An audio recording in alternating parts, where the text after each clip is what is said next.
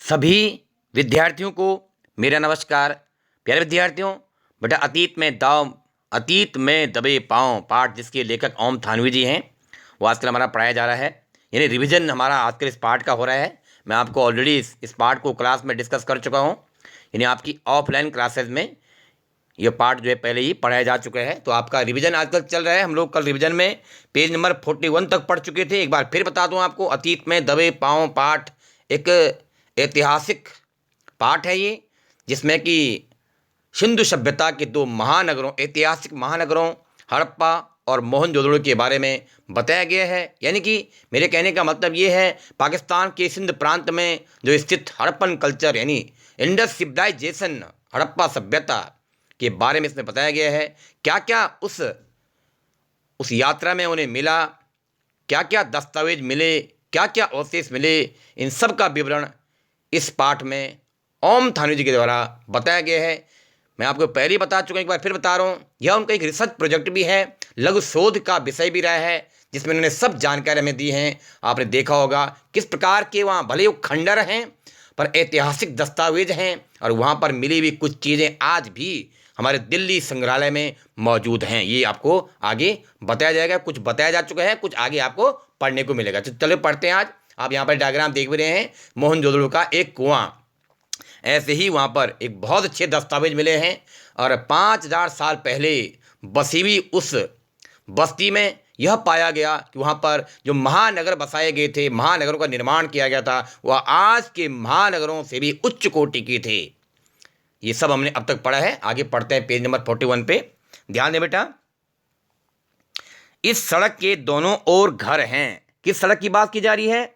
जो कि मोहनजोदड़ो में 33 फीट चौड़ी सड़क के नमूने मिले हैं, उसकी बात की जा रही है। इस सड़क के दोनों ओर घर हैं, लेकिन सड़क की ओर सारे घरों की सिर्फ पीठ दिखाई देती है।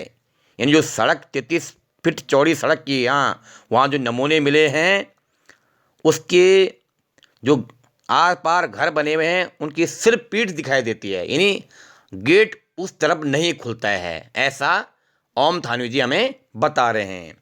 यानी कोई घर सड़क पर नहीं खुलता, उनके दरवाजे अंदर गलियों में हैं।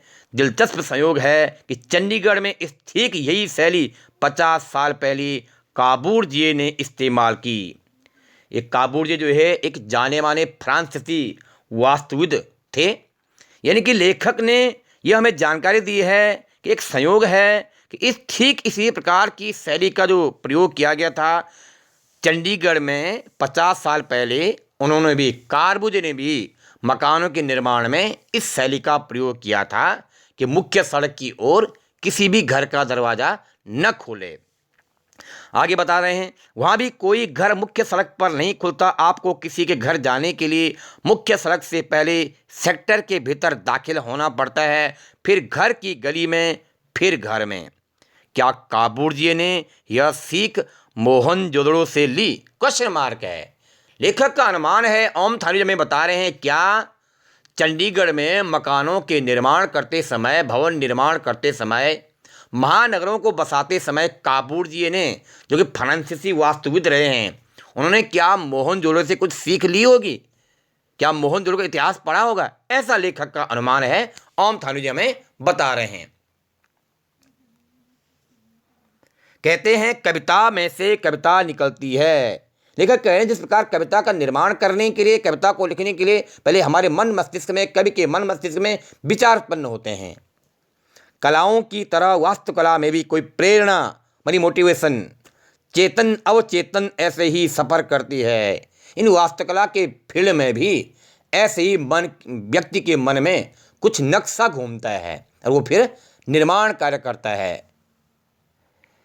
आगे कह रहे हैं, ढकी हुई नालियाँ मुख्य सड़क के दोनों तरफ समान अंतर दिखाई देती हैं। ये जो मुख्य सड़क 33 फीट चौड़ी सड़क के वहाँ अवशेष मिले हैं, हम आपको बार बार कह रहे हैं तो वो खंडर हैं, टूटे फूटी अवस्था में, जीर्ण शीर्ण अवस्था में हैं, पर इतने अच्छे लग रहे हैं। इस बात के प्रमाण हैं कि मोहनजोदड़ो और हड़प्पा में जो महानगरों का निर्माण था वह बहुत उच्च कोटि का था। क्या कह रहे हैं कि जो 33 फीट चौड़ी सड़क के दोनों तरफ जो नालियाँ हैं वो ढकी हुई हैं। बस्ती के भीतर भी इनका यही रूप है। एक हर घर में एक स्नान घर है। प्रत्येक घर में स्नान घर के दस्तावेज मिले हैं, प्रमाण मिले हैं। घरों के भीतर से पानी या मैल की नालियां बाहर हौदी तक आती हैं। हौदी बोला गया है जो गहरी टंकियां होते हैं, वाटर टैंक जो होते हैं, ऐसा हमें लेकर बता रहे हैं। और फिर नालियों के जाल से जुड़ जाती हैं। कहीं कहीं वे खुली हैं पर ज़्यादातर बंद हैं। स्वास्थ्य के प्रति मोहनजोदड़ो के बाशिंदों बोलते हैं बेटा, निवासियों, निवास करने वाले। कह रहे स्वास्थ्य के प्रति मोहनजोदड़ो के वासिंदों के सरोकार मानी जो उनकी इंटरेस्ट था, रुचि थी, सरोकार का यह बेहतर उदाहरण है। पेज पढ़ रहे हैं, पेज नंबर 42। बेहतर उदाहरण है। बस्ती के भीतर छोटी सड़कें हैं और उनसे छोटी गलियां भी। छोटी सड़कें 9 से 12 फुट तक चौड़ी हैं। ओम थानवी जी हमें बता रहे हैं कि मोहनजोदड़ो में जो छोटी छोटी सड़कें हैं उनकी जो चौड़ाई है वो 9 से 12 फुट तक की है, और जो मुख्य सड़क वो कितनी है, 33 फीट चौड़ी है। आगे बता रहे हैं, इमारतों से पहले जो चीज़ दूर से ध्यान खींचती है वह है कुओं का प्रबंध। उन इमारतों से पहले जो हम जिस चीज़ पर हमारा ध्यान ज़्यादा जाता है वह है वहाँ पर बने हुए कुओं का प्रबंध। ये कुएं भी पकी हुई एक ही आकार की ईंटों से बने हैं। इतिहासकार कहते हैं कि सिंधु घाटी सभ्यता संसार में पहली ज्ञात संस्कृति है जो कुएं खोदकर भूजल तक पहुंची। भूजल माने धरती का जल, धरती में मौजूद जल। उनके मुताबिक केवल मोहनजोदड़ो में 700 के करीब कुएं थे। जो दस्तावेज वहाँ पर मिले हैं, ऐतिहासिक दस्तावेज मिले हैं, इस बात का प्रमाण है कि अकेले मोहनजोदड़ो में ही लगभग 700 के करीब कुओं के दस्तावेज प्रमाण मिले हैं। आगे कह रहे हैं, नदी, कुएं, कुंड, स्नानागार और बेजोड़ पानी निकासी। बेजोड़ माने जिसका कोई जोड़ नहीं है, इतनी अच्छी पानी निकासी की व्यवस्था वहाँ पर पाई गई है सिंधु घाटी सभ्यता में कि वहाँ ऐसा कहीं दूसरी जगह प्रयोग मिला ही नहीं है, बहुत उच्च कोटि की। क्या सिंधु घाटी सभ्यता को हम जल संस्कृति कह सकते हैं? क्वेश्चन मार्क यानी प्रश्नवाचक चिन्ह है। आगे बेटे इसमें क्वेश्चन भी आता है, क्या सिंधु घाटी सभ्यता को हम जल संस्कृति यानी कि वहाँ पर उस सिंधु घाटी सभ्यता में, इंडस सिविलाइजेशन में, हड़प्पा और मोहनजोदड़ो में पानी के निकासी की व्यवस्था बहुत अच्छे ढंग से थी, इसलिए लेखक का अनुमान है क्या उस सभ्यता को हम जल संस्कृति कह सकते हैं। यानी उन लोगों का पानी की निकासी हो, पानी का प्रबंध हो, पानी का संचय करना हो, पानी की बाहर निकास की व्यवस्था हो, बहुत अच्छे ढंग से वहाँ पर वो लोग करते थे। इस बात के वहाँ पर प्रमाण मिले हैं, दस्तावेज मिले हैं। आगे पढ़ते हैं बेटा। बड़ी बस्ती में पुरातत्व शास्त्री काशीनाथ दीक्षित के नाम पर एक हल्का DKG कहलाता है। ये आपने पहले भी पढ़ा था। काशीनाथ दीक्षित को शॉर्ट नेम क्या बोला गया है? कहीं कहीं वहाँ बोर्ड लगे हुए हैं, क्या लिखा हुआ है? DKG। बड़ी सी बस्ती में, लेकिन आगे कहें, इसके घरों की दीवारें ऊंची और मोटी हैं। मोटी दीवार का अर्थ यह लगाया जाता है उस पर दूसरी मंजिल भी रही होगी, यानी जो दीवार मोटी है ज़्यादा, उससे अनुमान लग रहा है कि इसके ऊपर दूसरी सेकंड फ्लोर भी रहा होगा। कुछ दीवारों में छेद हैं जो संकेत देते हैं कि दूसरी मंजिल उठाने के लिए शायद यह सहतीरों की जगह हो। सहतीर कहते हैं जो लकड़ी के मोटे मोटे गुटके होते हैं, जो आपने देखा होगा ग्राउंड फ्लोर बनाते समय कुछ होल छोड़ दिए जाते थे पुराने मकानों में भी, ताकि ऊपर का निर्माण करने में सहूलियत हो, एक सपोर्ट मिले। तो वैसा वहाँ पर अनुमान लगाया है और उस बात के प्रमाण मिले हैं। सभी घर ईंट के हैं। जितना भी वहाँ पर भवनों के खंडर मिले हैं उससे यह सिद्ध होता है कि सभी घरों का निर्माण ईंटों से किया गया था। एक ही आकार की ईंटें 1:2:4 के अनुपात की, यानी कि उनकी मोटाई, चौड़ाई और लंबाई का जो रेशियो है वह कितना है? 1 इंच, 2 इंच, 4 इंच। यानी 1 इंच उनकी मोटाई रही होगी, 2 इंच चौड़ाई रही होगी और 4 इंच उनकी लंबाई रही होगी। इस बात की वहाँ जो ईंट मिली हैं उनको नाप तोल की गई है, तब ये पता चला है। सभी भट्टी में पकी हुई, यानी भट्टी में पका करके उनका निर्माण किया गया था। हड़प्पा से हटकर जहाँ पक्की और कच्ची ईंटों का मिला जुला निर्माण उजागर हुआ है। उजागर मानी प्रकट हुआ है, देखा गया है। मोहनजोदड़ो में पत्थर का प्रयोग मामूली हुआ कहीं कहीं नालियां ही अनगढ़ पत्थरों से ढकी दिखाई दी। अनगढ़ बोलते हैं बिना गढ़ी हुई, ऐसे भी वहां प्रयोग मिला है। एक बात का ध्यान दें, मैंने आपको पहले भी बात बताया था क्लास में कि आप अभी किताब में देख रहे हैं, आज तो इसका संशोधित रूप है मोहनजोदड़ो। अब आपको अखबार में जो शब्दावली मिलती है मोहनजोदड़ो, और आप तब के पुरानी प्रिंटेड किताबें हैं, वो आप क्या देख रहे हैं, मोहनजो और बीच में डैश है और दड़ो अलग लिखा हुआ है। बात वो एक ही है स्टूडेंट्स, आप कन्फ्यूज ना हो। मोहनजोदड़ो कहें आप या मोहनजो और बीच में डैश और दड़ो लिखें, ये प्राचीन भाषा का प्रयोग किया गया था, यानी कि देहाती भाषा का प्रयोग किया गया था। शब्दों को फिर बाद में अच्छे से सुव्यवस्थित रूप में बोला गया है। अब आज मुझे क्या बोलते हैं, मोहनजोदड़ो बोलते हैं, आप कन्फ्यूज ना करें। आगे पढ़ते हैं। इन घरों में दिलचस्प बात यह है कि सामने की दीवार में केवल प्रवेश द्वार बना है, कोई खिड़की नहीं है। खिड़कियां शायद ऊपर की दीवार में रहती हों, यानी दूसरी मंजिल पर।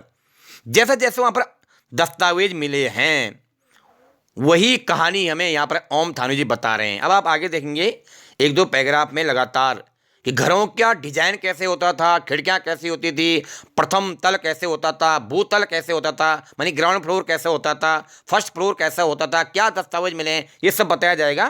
तो जैसे जैसे मैं पढ़ रहा हूँ आप लोग समझते जाएं, जहाँ पर आपको कठिनाई महसूस होगी मैं अपने आप ही आपको उसका अर्थ बता दूंगा। देखा, इन घरों में दिलचस्प बात यह है कि सामने की दीवार में केवल प्रवेश द्वार बना है, कोई खिड़की नहीं है। खिड़कियां शायद ऊपर की दीवार में रहती हों, यानी दूसरी मंजिल पर। बड़े घरों के भीतर आंगन के चारों तरफ बने कमरों में खिड़कियां जरूर हैं।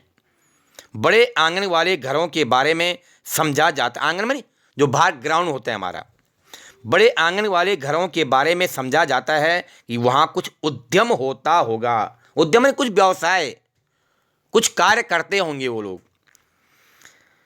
कुम्हारी या काम का कोई धातु कर्म, धातु कर्म से मतलब है कि धातुओं को गला करके कुछ औजार बनाना, कुछ बर्तन बनाना, इस प्रकार के कारखाने वहाँ चलते थे। इस प्रकार के प्रमाण वहाँ मिले हैं, दस्तावेज वहाँ मिले हैं उन खंडरों में।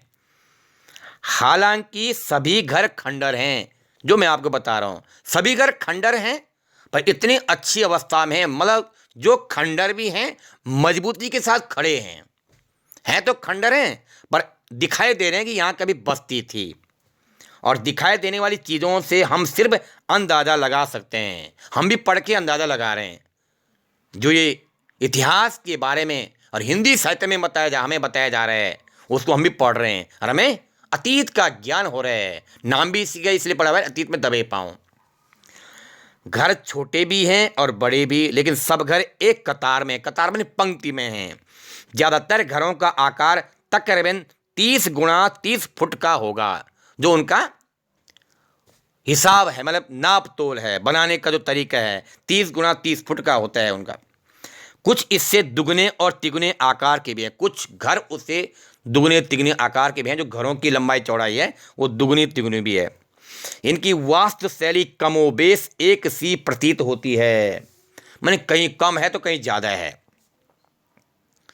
व्यवस्थित और नियोजित शहर में शायद इसका भी कोई कायदा नगरवासियों पर लागू हो। एक घर को मुखिया का घर कहा जाता है, इसमें 2 आंगन और करीब 20 कमरे हैं। इस प्रकार के बेटा प्रश्न भी आगे आ सकते हैं और आएंगे। जैसे यहाँ पर लिखा है मुखिया का घर, उसकी पहचान क्या है, उसमें 2 आंगन होते थे बैठने के और 20 कमरे होते थे। यानी उस मोहनजोदड़ो शहर में मुखिया का घर का भी दस्तावेज मिला है। अनेकों घर वहाँ दिखाई दे रहे हैं जो खंडर हैं। तो एक दस्तावेज वहाँ ऐसा भी मिला है जिसमें 2 आंगन हैं, बैठने के 2 ग्राउंड हैं और उसमें 20 कमरे हैं। उसको क्या बोला गया है, मुखिया का घर। आगे पेज पलटने बेटा, पेज नंबर 43। DKBC हल्का आगे पूरब में है। DKCB क्या है, काशीनाथ दीक्षित के लिए बोला गया है। दाढ़ी वाले याजक नरेश की मूर्ति इसी तरफ के घर से मिली थी। याजक नरेश की मूर्ति का अवशेष वहाँ मिला है, दाढ़ी वाले याजक नरेश की मूर्ति का भी अवशेष मिला है। DKG की मुख्य सड़क पर दक्षिण की ओर बढ़े तो 1.5 फरलांग की दूरी पर HR हल्का है। ये HR एक तरह से हेरल्ड हरग्रीव्स के लिए बोला गया है। शॉर्ट नेम बोला गया है। सब पुरातत्व शास्त्री हैं, ये आर्कियोलॉजिकल डिपार्टमेंट के लोग हैं ये, जिन्होंने वहाँ पर खुदाई करवाई थी। यानी कि 1924 और 25 में इन्होंने खुदाई करवाई थी वहाँ पे, इसलिए उनको शॉर्ट नेम दिया गया है। लिखा है तो 1.5 फरलांग तत्कालीन समय में दूरी का माप था, ये फरलांग जो बोलते थे। दूरी पर HR हल्का है, हल्का माने क्षेत्र है। जिस स्थान पर हेरल्ड हर ग्रीव्स के द्वारा 1924-25 में खुदाई करवाई गई थी, वहाँ पर क्या है, HR हल्के के नाम से जाना जाता है। लिखा है सड़क उसे 2 भागों में बांट देती है। ये हल्का हेरल्ड हरग्रीव्स के नाम पर है, जिन्होंने 1924-25 में राखलदास बनर्जी के बाद खुदाई करवाई थी। अब राखलदास बनर्जी का नाम आया है, इन्होंने 1922 में खुदाई करवाई थी। हर पुरातत्ववेत्ता के द्वारा वहाँ पर काम किया गया है, जिसका इतिहास हमें ओम थानू जी बता रहे हैं। ठीक है बेटे, कन्फ्यूज ना हो। राखलदास बनर्जी ने कब करवाई थी? 1922 में करवाई थी। और हेरल्ड हरग्रीव्स जी ने कब करवाई है? 1924-25 में करवाई है। तो आप कन्फ्यूज ना हो। यहीं पर एक बड़े घर में कुछ कंकाल मिले थे जब 24-25 में खुदाई करवाई गई थी हेरल्ड हरग्रीव्स के द्वारा, जिसे हम HR हल्का बोल रहे हैं। तो वहाँ पर क्या मिले थे? नर कंकाल के अवशेष मिले थे, जिन्हें लेकर कई तरह की कहानियाँ बनती रही। प्रसिद्ध नर्तकी शिल्प भी यहीं एक छोटे घर की खुदाई में निकला था। एक नर्तकी की भी मूर्ति मिली थी। इसके बारे में पुरातत्वविद मार्टिमर व्हीलर ने कहा था कि संसार में इसके जोड़ की दूसरी चीज शायद ही होगी। यह मूर्ति अब दिल्ली के राष्ट्रीय संग्रहालय में है, जो मैं आपको पहले भी बता चुका हूँ। वीडियो के प्रारंभ में मैंने आपको बताया है कि आज कुछ अवशेष ऐसे हैं जो हमारे दिल्ली के राष्ट्रीय संग्रहालय में मौजूद हैं, जो हड़प्पा मोहनजोदड़ो में पाए गए थे। उनमें से एक है नर्तकी की मूर्ति की, वो जो मूर्ति वहाँ मिली है, उसके अवशेष जो मिले हैं, उसी समय पुरातत्ववेत्ताओं के द्वारा उसको कहाँ लाया गया? नई दिल्ली राष्ट्रीय संग्रहालय में। यहीं पर एक बड़ा घर है जिसे उपासना केंद्र समझा जाता है। उपासना मानी पूजा पाठ करना। वहाँ पर एक बड़ा घर का भी अवशेष मिले हैं, जिसे उन्होंने उपासना केंद्र के रूप में समझा है।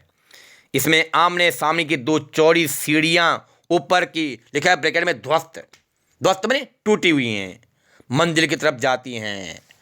माने वहाँ पर ऐसा भी दस्तावेज मिला है कि आमने सामने की 2 चौड़ी सीढ़ियों के नमूने मिले हैं, जो ऊपर की बिल्डिंग की ओर जा रहे हैं, पर ध्वस्त हैं, टूटी हुई हैं। संकेत है कि ऊपर की ओर ये सीढ़ियाँ जा रही थी, भले वो टूटी हुई हैं, पर क्या है, मौजूद हैं दस्तावेज के रूप में। आगे लिखा है पश्चिम में गढ़ी के ठीक पीछे माधो स्वरूप वत्स के नाम पर VS हिस्सा है, जिसे शॉर्ट में BS बोला गया। वो क्या है? माधो स्वरूप वत्स के नाम पर उसको जाना जाता है। यहाँ वह रंगरेज का कारखाना भी लोग चाव से देखते हैं, जहाँ पर रंगरेज का कारखाना चलता था, जहाँ जमीन में ईंटों के गोल गड्ढे उभरे हुए हैं। अनुमान है कि इनमें रंगाई के बड़े बर्तन रखे जाते थे। 2 कतारों में, मतलब पंक्तियों में 16 छोटे एक मंजिला मकान है। 2 पंक्तियों में 16 छोटे एक मंजिल मकान का भी अवशेष वहाँ मिला है। एक कतार मुख्य सड़क पर है, दूसरी पीछे की छोटी सड़क की तरफ। सब में 2-2 कमरे हैं। स्नान घर यहाँ भी सब घरों में है। पहचान क्या उन घरों की? प्रत्येक घर में स्नान घर है। बाहर बस्ती में कुएं सामूहिक प्रयोग के लिए हैं।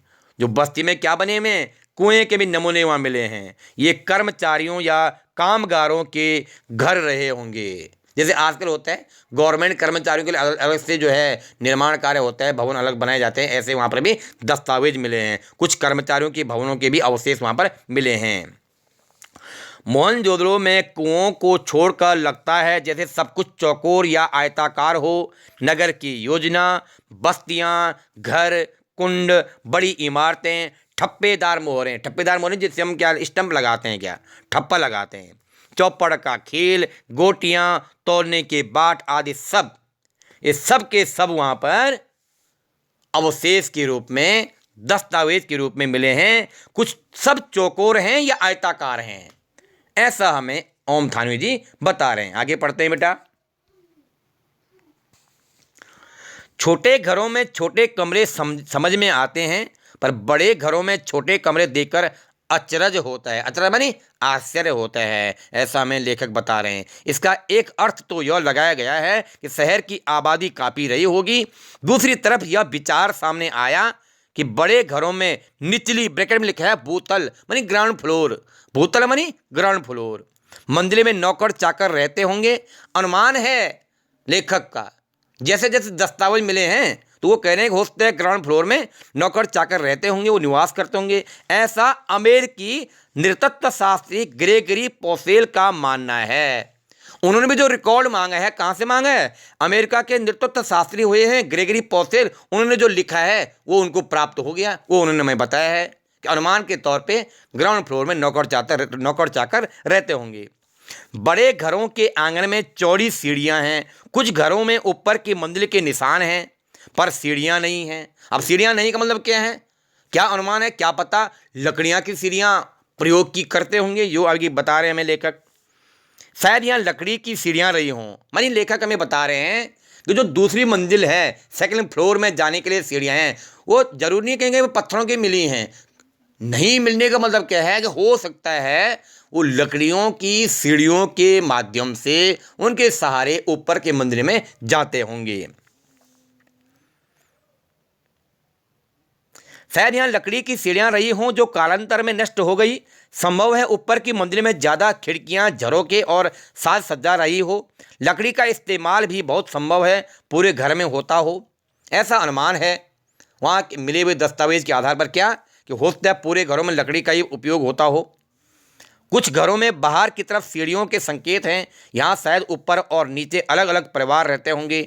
छोटे घरों की बस्ती में छोटी संकरी मानी जिनकी चौड़ाई कम हो सीढ़ियाँ हैं, उनके पायदान भी ऊंचे हैं। ऐसा जगह की तंगी की वजह से होता होगा।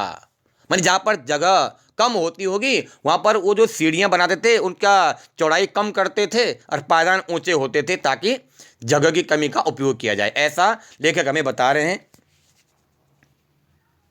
आगे पढ़ते बेटा।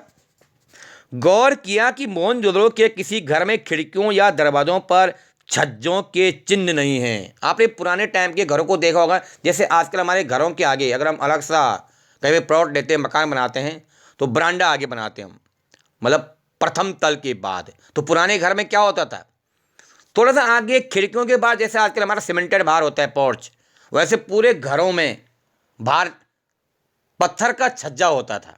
उसकी बात वो कर रहे हैं कि कहीं पर छज्जों के चिन्ह नहीं हैं। गर्म इलाकों के घरों में छाया के लिए यह आम प्रावधान होता है।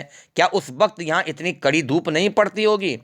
माने कि ऐसा अनुमान है अगर छज्जे नहीं हैं तो शायद वहाँ पर बहुत तेज़ धूप नहीं पड़ती होगी। होता क्या है अमूमन कि जब आप घरों में देखते हैं, पुराने घरों में गाँव देहात में, तो जो छज्जे आगे होते हैं उनके आगे थोड़ा छाया मिल जाती है बैठने के लिए। तो लेखक का अनुमान है हो सकता है वहाँ पर कड़ी धूप न पड़ती हो, तेज़ धूप न पड़ती हो। मुझे मोहनजोदड़ो की जानी मानी मोहरों के पशु याद हो आए। शेर, हाथी या गैंडा इस मरुभूमि में हो नहीं सकते। क्या उस वक्त यहाँ जंगल भी थे? यह तथ्य स्थापित हो चुका है। यहाँ अच्छी खेती होती थी। पुरातत्वी सिरीन रत्नागर का मानना है कि सिंधुवासी कुओं से सिंचाई कर लेते थे। जो वो खेती करते थे तो खेतों में सिंचाई करने के लिए वो कुओं से पानी की व्यवस्था करते थे, ऐसा हमें बताया जा रहा है। दूसरे, मोहनजोदड़ो की किसी खुदाई में नहर के प्रमाण नहीं मिले हैं, यानी बारिश उस काल में काफ़ी होती होगी। क्या बारिश घटने और कुओं के अत्यधिक इस्तेमाल से भूतल जल भी पहुँच से दूर चला गया? मैंने जो ग्राउंड फ्लोर था, प्रथम जो भूतल की बात हो रही है, क्या वो जल से दूर चले गए? क्या पानी के अभाव में यह इलाका उजड़ा और उसके साथ सिंधु घाटी की समृद्ध सभ्यता भी? अनुमान के तौर पे बता रहे हैं क्या पानी के अभाव में यह इलाका उजड़ गया और सारी सिंधु घाटी सभ्यता भी समाप्त हो गई होगी, ऐसा लेखक का अनुमान हमें बता रहे हैं लेखक। आगे पढ़ते हैं। मोहनजोदड़ो में उस रोज़ हवा बहुत तेज बह रही थी। जिस रोज़ वहाँ वो टहल रहे थे और देख रहे हैं क्या क्या मिल रहा है, और हमें बता रहे हैं इस किताब के माध्यम से, इस पाठ के माध्यम से हम पढ़ रहे हैं, वो अपनी घटना के बारे में बता रहे हैं। क्या बता रहे हैं? मोहनजोदड़ो में उस रोज हवा बहुत तेज बह रही थी। किसी बस्ती के टूटे फूटे घर में दरवाजे या खिड़की के सामने से हम गुजरते तो साए साए की ध्वनि, ध्वनि माने आवाज, हवा की लय साफ पकड़ में आती थी, वैसे ही जैसे सड़क पर किसी वाहन से गुजरते हुए किनारे की पटरी के अंतरालों में रह रहकर हवा के लयबद्ध थपेड़े सुनाई पड़ते हैं। मतलब जैसे हमें जब तेज हवा के थपेड़े मानी आवाज़ सनसनाहट सुनाई देती है, ऐसे ही वहाँ पर भी हमें अनुभव हो रहा था, ऐसा ओम थानवी जी हमें बता रहे हैं। सूने घरों में हवा की लय और ज़्यादा गूंजती है। स्वाभाविक है, जब बस्ती नहीं है, टूटे फूटे खंडर हैं और हवा चल रही हो तो उसकी साए साए की आवाज़ ज़्यादा सुनाई पड़ती है, ऐसा हमें लेखक बता रहे हैं। इतने कि कोनों का अंधियारा भी सुनाई दे। यहाँ एक घर से दूसरे घर में जाने के लिए आपको किसी घर से वापस बाहर नहीं आना पड़ता, आखिर सब खंडर हैं। सिंपल सी बात है, साधारण सी बात है कि घर बंद तो है नहीं, आसानी से आप आर पार जा सकते हैं। ये नहीं कि आपको एक घर का गेट खोलना पड़ेगा फिर बाहर आ रहे हैं। हमें लेखक बता रहे हैं आसानी से हम इधर उधर आ जा रहे थे, क्योंकि घर क्या थे, खंडर थे। पेज नंबर 44 पढ़ते हैं बेटा।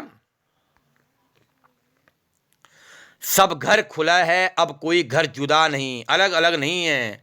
जो ये अवशेष वहाँ पर मिल रहे हैं, खंडर हैं, सब ओपन है, खुले हुए हैं। एक घर दूसरे में खुलता है, दूसरा तीसरे में, जैसे पूरी बस्ती एक बड़ा घर हो, लेकिन घर एक नक्शाई नहीं होता। हर घर का एक चेहरा और संस्कार होता है, भले वो 5000 साल पुराना घर क्यों न हो। हम में कमोबेश हर कोई पाँव आहिस्ता उठाते हुए एक घर से दूसरे घर में बेहद धीमी गति से दाखिल होता था। मानी थे वो खंडहर, लेकिन हम धीरे धीरे ही अपने पाँवों को उठा उठाकर चलते थे, क्योंकि हमें कुछ ज्ञानार्जन करना था, उस सभ्यता के बारे में लिखना था, और लिखा और हम पढ़ रहे हैं, जान रहे हैं। मानो मन में अतीत को निहारने की जिज्ञासा ही न हो, किसी अजनबी घर में अनधिकार चहलकदमी का अपराध बोध भी हो, जैसे किसी पराये घर में पिछवाड़े से चोरी छुपे घुस। आप सब जानते हैं यहाँ अब कोई बसने नहीं आएगा। यह हमें अनुभव हो रहा था। हम चाहे उस घर के बैक साइड से, मतलब पिछवाड़े से जाएं या फ्रंट से जाएं या बीच से जाएं, कोई वहाँ देख नहीं रहा है, खुले हैं, धीरे धीरे चल रहे हैं। हमारे मन में जिज्ञासा बढ़ रही है, हमें कुछ यहाँ पर बताना है, लिखना है, रिपोर्ट लिखनी है, अध्ययन करना है, इस सभ्यता के बारे में बताना है दुनिया को। इसी के माध्यम से हम जान रहे हैं लेखक की सहायता से। लेकिन यह मोहनजोदड़ो के पुरातात्विक अभियान की ही खूबी थी कि मिट्टी में इंच दर इंच कंघी कर इस कदर शहर, उसकी गलियों और घरों को ढूंढा और सहेजा गया कि यह एहसास हर वक्त आपके साथ रहता है। यानी लेखक का अनुमान है, लेखक में बता रहे हैं कि इस पुरातात्विक अभियान की ही यह अच्छी थी, खूबी थी, पहचान थी। मान लो हम मिट्टी को एक एक इंच में नाप रहे थे, कंघी करने से मतलब है उसका सौंदर्यीकरण, उसकी चमक दमक हम लिखते जा रहे थे। जो हमें दिखाई दे रहा था उसको हम लिखते जा रहे थे, और हम उस गलियों को, उन गलियों को, उन घरों को ढूंढते रहे थे, उनको सहेजना मानी उनको संवार रहे थे, उसके बारे में लिख रहे थे। जो जो हमें दस्तावेज मिल रहे थे उनको हम बड़ी बारीकी से उनका अध्ययन कर रहे थे। कल कोई यहाँ बसता था और हमारे मन में सवाल आ रहा था कि कल कोई यहाँ रहता था, और आज हम अध्ययन कर रहे हैं उस वीरान बस्ती का, उन खंडरों का। जरूर यह आपकी सभ्यता परंपरा है, मगर घर आपका नहीं। लेखक का अनुमान है, लेखक हम पाठकों के लिए कह रहे हैं कि कभी यहाँ कोई बस्ती हुआ करती थी, कोई सभ्यता थी, मगर हमारे घर नहीं है ये। केवल हमें एक खंडर के रूप में बताने के लिए यहाँ रही, और हम एक यात्रा वृत्तांत के रूप में रिपोर्ट लिख रहे हैं, दस्तावेज को देखते हुए, दस्तावेजों को देखते हुए, प्रमाणों को देखते हुए, उन खंडरों को देखते हुए लेखक हमें बता रहे हैं। तो बेटा इससे आगे हम नेक्स्ट वीडियो में पढ़ेंगे। यहाँ तक अगर आपको कोई भी समस्या हो आप हमें प्रश्न पूछ सकते हैं। धन्यवाद।